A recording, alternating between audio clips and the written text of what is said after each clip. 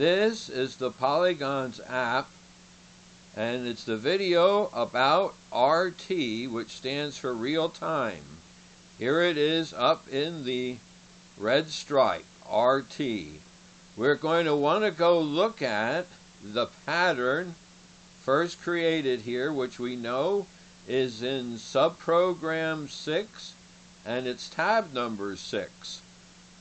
We want to look at it in real time. So we're going to click on Program, and we want to find the subprogram tab that runs it. Well, I don't know for sure where it is, but if I click on Tab here and tell it to find tab, it'll mark the position pole with red marks wherever there is a tab. And also it shows all of the lines that have tabs in them. And we can see here tab number 6 is line 220. Well, I'm not sure which one of these it is, but I'll click here at this line. Oh, that's 5. I'll click the next one. There, now that's tab 6.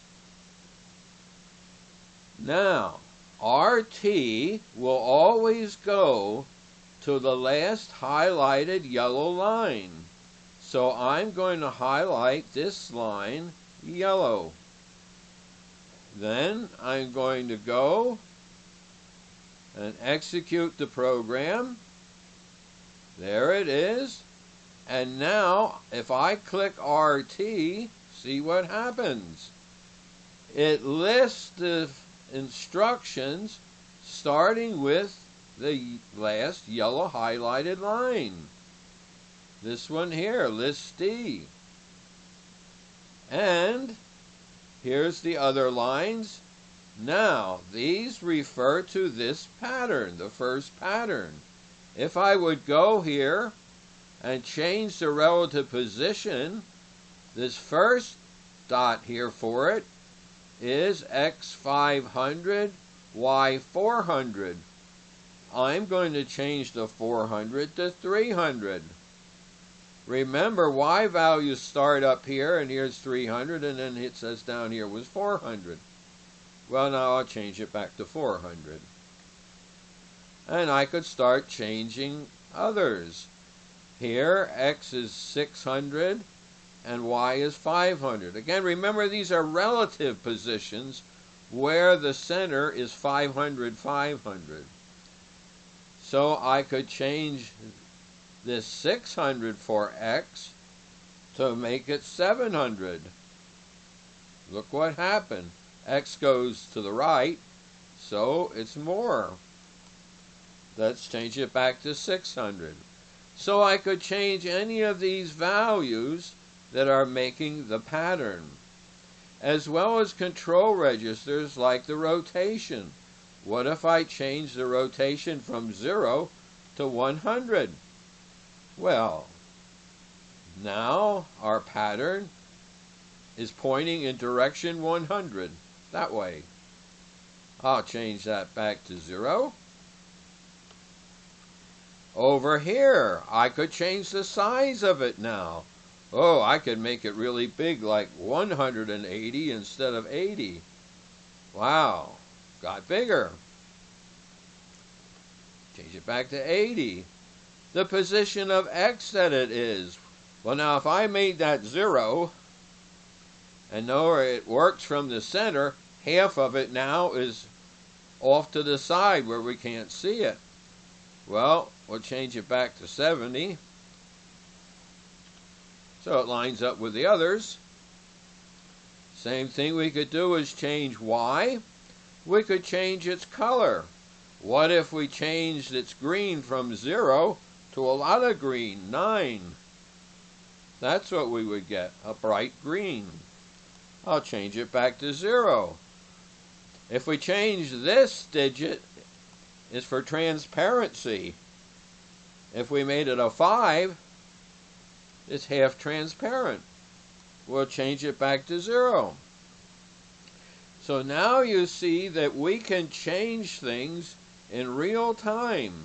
This really helps you position things on the screen where you want them, select a color that you like, and all the control registers can be changed if you use a set command. It has to be set to a value. The ones that are set to values can be changed. One that's set to the value in another list or variable, that can't be changed without changing the value in the particular list or variable. Alright, this is one way to use RT. There's another way. Now let's turn this off now. And now we're going to go to the trail to show you that in the trail you can go to RT. I'm going to go to the trail and I'm going to advance it to get to the second pattern, not the first. That one, then this one. Now we're going to say we want to look at this one and change values for it. Well, we went to the trail. We want to start at the beginning, which is list D plus 20, as I remember. So we want to go back 9. So there it is. This is tab 7, and it refers to list D plus 20. And there's the header for this particular pattern, which has 5 points in it, and we could count 1, 2, 3, 4, 5. And here are their values. Well, let's say we want to change them. If I click on this line, anywhere on this line, which has the header in it, turn off the trail, go to RT, and look where it is. It's list D plus 20, and shows you it's the one with 5 values. Now I can do the same thing with it. I can say, and I want to go to the center value, this one, and I'm going to change that to 200 instead of 300, and it points way up there. If I would change it to 0, and way up there, I'm going to change it back to 370. So this is another way to go to real time, and that is through the trail. Click on the particular instruction line where you want to start your changes, end the trail, go to RT. Notice we didn't have to know where in the program these values were. We didn't have to go to the subprogram and go to that particular tab. We could just go to the trail, and when we get there, make the changes. Okay, this is the video for polygons and about real time.